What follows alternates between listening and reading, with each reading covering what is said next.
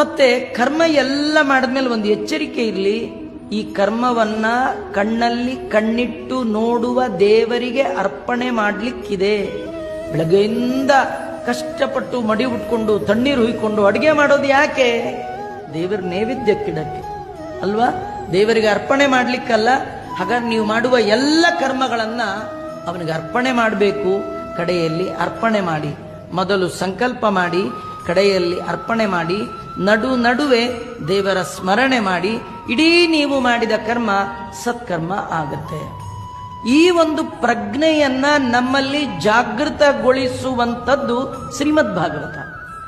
ಯಾರು ಭಾಗವತವನ್ನ ಮತ್ತೆ ಮತ್ತೆ ಮತ್ತೆ ಮತ್ತೆ ಕೇಳ್ತಾ ಇರ್ತಾರೆ, ಅವರಲ್ಲಿ ಈ ಒಂದು ಕ್ರಿಯಾ ಯೋಗ ಅಂದ್ರೆ ಏನು ಮಾಡುವಾಗಲೂ ಅವ್ರಿಗೊಂದು ಎಚ್ಚರಿಕೆ ಇದೆ. ನಾ ಮಾಡ್ತಿಲ್ಲಪ್ಪ, ಒಳಗೆ ದೇವ್ರು ನಿಂತು ಮಾಡಿಸ್ತಾ ಇದ್ದ. ಇದು ಕೃಷ್ಣಾರ್ಪಣ ಅನ್ಬೇಕಪ್ಪ, ಅವನಿಗೆ ಅರ್ಪಣೆ ಮಾಡಬೇಕಪ್ಪ. ಏನು ಮಾಡುವಾಗಲೂ ದೇವರನ್ನ ಮರೆಯೋದೇ ಇಲ್ಲ. ಈ ಯೋಗಕ್ಕಾಗಿ ಸತ್ಕರ್ಮ ಅಂತ ಕರೀತಾ ಇದ್ದಾರೆ.